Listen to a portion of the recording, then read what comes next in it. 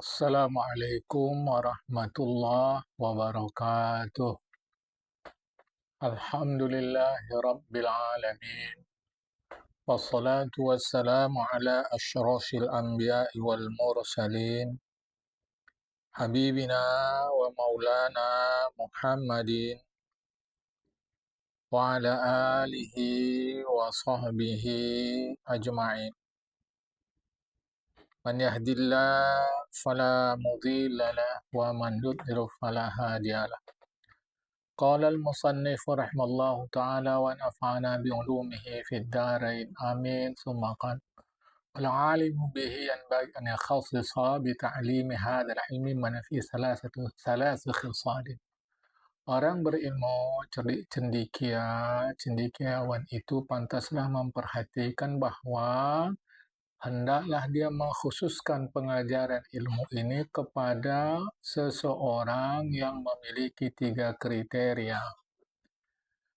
Ihdaha, yang pertama, orang itu memang nampaklah secara zahir at-tajarrudul ilmi wal harsu alaihi. Dia memang mendedikasikan dirinya untuk pengetahuan dan dia memang tekun. Mengapa begitu? Jadi waktu dia nampak kita, memang dia ke ilmu, ya, nampak itu perilaku dia ke ilmu. Kenapa begitu? Atau mengapa begitu? Karena orang yang bekerja itu, kesibukannya mengalihkan dia dari untuk menyelesaikan pengetahuan, menghilangkan keraguan kalau terjadi, idza aradat, apabila datang. Sebab dia teralihkan perhatian dia, konsentrasi dia kepada mencari nafkah, kepada bekerja. Itu makanya sampaikanlah ilmu yang penting ini, ilmu kalam ini, memang kepada orang yang dia ke ilmu saja, tak ada fokus ke yang lain. Yang kedua, mestilah orang itu tajam, cerdas pikirannya, dan cerdas sama, ya, lebih kurang sama. Ini eh, kepintaran, zaka, fatonah, kecerdasan, dan memiliki kemampuan berbicara yang baik, fasohah, kefasihan.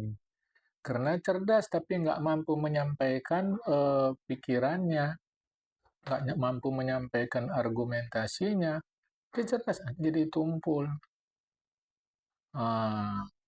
Pandai menyampaikan tapi tak cerdas, itu jadi kosong, ya. Karena orang yang lambat pikirannya, balit itu kalau bahasa tegasnya bodoh. Ya, karena orang yang bodoh itu dia tidak dapat mengambil manfaat dengan pemahamannya, apa yang mau dia ambil. Ya, sedangkan orang fadim, dia tidak juga mampu mengambil manfaat dari argumentasi yang ia sampaikan. Fadim itu orang yang fasih bertutur kata, merangkai kata, tetapi dalilnya lemah. Ya, nah itu tadi ada yang pintar bertutur kata, tapi argumentasinya lemah, ya, kosonglah jadinya. Ada yang cerdas, tumpullah dia, ya, tumpul. Ada yang argumentasinya bagus tapi nggak pandai bertutur kata, kan ada begitu, ya. Jadi dia cerdas tapi nggak ada argumentasi, kan kosong. Argumentasinya ada tapi tak pandai bertutur kata, kan jadi tumpul.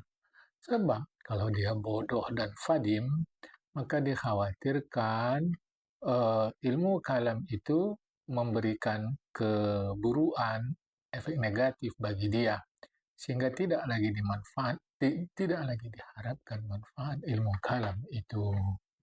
Yang ketiga, kepada kriteria apa yang kita mesti perhatikan? Yakuna fi tabahil salah wa diyanati wa taqwa, bahwa secara zahir nampak kita pembawaan dia, watak dia memang untuk perbaikan, ya, memang nampak orangnya memang wataknya soleh itu baik ya, bagus. Jadi maksud saya perbaikan tadi memang nampak pada diri dia bukan hanya dia ingin baik, tapi ada keinginan untuk islah, melakukan perbaikan. Itu nampak itu secara zahir ya. Jadi memang pembawaan dia, watak dia untuk kebaikan dan nampak orangnya beragama dengan tekun dan berhati-hati. Nah, tidaklah hasrat dia, keinginan dia menguasainya. Termasuk dalam hasrat ini fanatisme kepada yang sektarian. Fanatisme sektarian tidak, itu tidak menguasai dia, dia open minded lah. Karena orang yang fasik, sedikit saja syubhat, itu dia sudah tercabut dari agama. Orang fasik, serendah saja syubhat, itu sudah lepas dari agama. Orang fasik, syubhat itu dalam getaran yang kecil, dengan itu yang sedikit lah ya. Getaran yang kecil ada lepas dia dari agama. Orang fasik. Mengapa? Karena hal itu adanya syubhat itu membuat dia melepaskan al-hajar, batu kekang, dan mengangkatkan tembok penghalang antara dia dan tempat berlindungnya. Ini kan bahasa kiasan. Ya, baru sedikit ada syubhat nanti. Nah, batu kekang yang menghalangi dia dari yang buruk udah tercampak, terbuang, lepas. Nah, tembok sadun, tembok penghalang, penutup, benteng sudah terangkat hilang. Padahal itulah tempat dia berlindung. Ya, dia tidak punya keinginan yang kuat untuk menghilangkan syubhat itu. Malah sebaliknya, dia memanfaatkan syubhat itu untuk melepaskan diri dari beban tanggung jawab. Nah, ikut ini ajalah. Begitu ya. Nah, orang seperti ini maka sesuatu fayakunu ma yafsuduhu mislu hadzal muta'allim aksara mimma yuslihu. Pelajar seperti ini, sesuatu yang merusakkan dia itu lebih dahsyat dari membaguskan dia, membaikkan dia. Maka mesti pandai kita menyampaikan ilmu itu kepada siapa. Kata Imam Ghazali, jika kau telah mengenal pasti pembahagian ini, terang nyatalah bagi engkau bahwa argumentasi yang terpuji dalam ilmu kalam itu sesungguhnya dia termasuk argumentasi Al-Quran berupa kosakata-kosakata lembut yang berkesan di dalam hati dan memuaskan diri. Berkesan di dalam hati dan memuaskan diri. Ya, ini harap dipahamkan. Dunat nagalhudi, tanpa harus mendalam dalam pembahagian itu dan pembahasan yang rinci, yang kebanyakan orang tidak memahaminya. Bahkan kalau mereka faham pun, itu mereka menganggapnya itu adalah tipu daya atau ilusi saja. Walsana'atun, dan ibarat kata hanya kepandaian, keterampilan berucap, berkata, bertutur saja yang dipelajari oleh orang tadi hanya untuk mengelabui. Nah, ini makanya harus pandailah kita ya, tanpa harus menyampaikan yang detail, yang halus kepada orang yang belum mampu. Karena umumnya orang tak faham. Kalaupun orang faham, mereka menduganya nanti ilusi aja nih. Ini main cakap-cakap aja ini. Kan? Sehingga nanti dia ini gunakan ini untuk apa, untuk mengelabui aja nih, untuk pandai cakap-cakap aja nih, kalau katanya. Akibatnya nanti apabila ada orang yang sekualitas dia, qabalahu, mampu menghadapinya fi sana'ati, di dalam keterangan bertutur kata itu, qawamahu, orang tidak akan melawan. Si A menjelaskan sesuatu kepada masyarakat, masyarakat tak paham. Kemudian masyarakat salah persepsi kepada si A. Kata masyarakat ini kan ilusi saja, ini hanya pandai cakap aja, ini dia menipu-nipu kita. Kesudahan kalau datang si B, yang si B itu mislu A, kualitasnya sama dengan si A fi sonati, maka kawamahu. Si B akan kawamahu, kawama A, akan melawan si A. Jadi ini si akan nanti kalau ada yang imbang sama dia nih, kalah juga dia nih. Begitu jadinya. Sehingga kepada masyarakat kita mau hati-hati dan memang beginilah kenyataannya. Ya, kau sudah tahu bahwa Imam Syafi'i dan umumnya, bukan umumnya ya, seluruh ulama salaf mereka mereka melarang orang untuk mendalami dan memfokuskan diri kepada ilmu kalam itu sebab bahaya mudarat yang ada pada ilmu kalam itu yang sudah kami ingatkan. Adapun yang kita kutip, yang kita nukil dari Abdullah bin Abbas radhiyallahu anhu terkait dialog beliau dengan kaum Khawarij. Begitu juga yang kita nukil, yang kita ketahui dari Khalifah Ali terkait dialog beliau masalah qada, ketentuan Allah Ta'ala. Itu termasuk ilmu kalam yang jelas, terang, tegas ketika perlu. Jadi jalil zahir, hajah masah itu terpuji dalam segala waktu, di seluruh keadaan, di seluruh situasi. Kalau dia memang jalil zahir, hajatun masatun, keperluan yang mendesak, ya itu memang terpuji.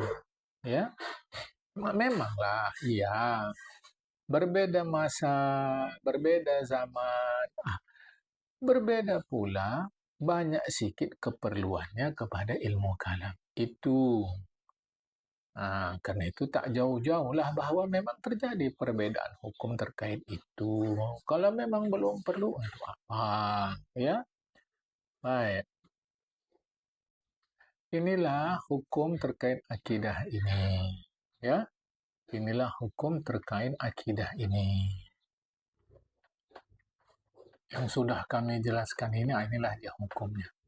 Yang tu'ubbidal khalqu biha, yang dijadikan landasan, yang dijadikan dasar mengabdi makhluk kepada Allah Subhanahu wa Ta'ala.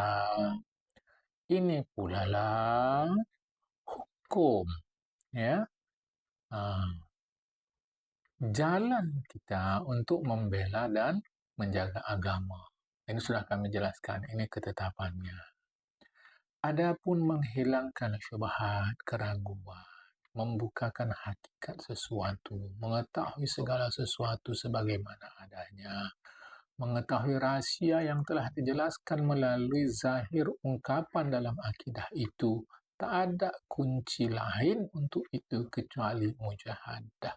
Serius mengendalikan diri, tegas mengekang kemauan, dan berhadap total kepada Allah Ta'ala. Melazimkan senantiasa berfikir dengan pemikiran yang bersih daripada kotor-kotor ilmu berdebat tadi. Syawaib, ya. Syawaib itu maknanya adalah benda yang kotor, ya. Jadi nggak ada lain jalan kita selain itu. Kotorlah, noda lah, ya. Senantiasa pemikiran itu mesti steril dari noda perdebatan. Itulah kasih Allah yang mengalir deras kepada siapapun yang membuka diri untuk menerima hembusan kasih itu. Ya, setakat rezeki yang diberikan Allah sesuai dengan kesiapan kita untuk membuka diri. Dan setakar pula penerimaan jiwa kita terhadap itu dan kebersihan hati kita.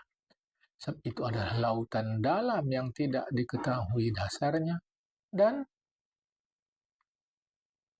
tak dapat dicapai tepinya. Nah, ya. Jadi itu lautan yang sangat dalam, tak tahu kita dasarnya, gaur dalamnya itu, dasarnya tak tahu, dan tak mampu dicapai mana tepinya. Nah, itu kena jiwa, itu kan dia bukan sesuatu yang terukur, kita tak tahu kita, ya. Baik, akan datang kaji kita terkait akidah secara zahir dan secara batin, secara tersurat, secara tersirat. Adakah itu di dalam agama kita? Sesuatu yang tersurat, sesuatu yang tersirat. Itu akan datang. Kali ini sampai sini dulu. Assalamualaikum warahmatullahi wabarakatuh.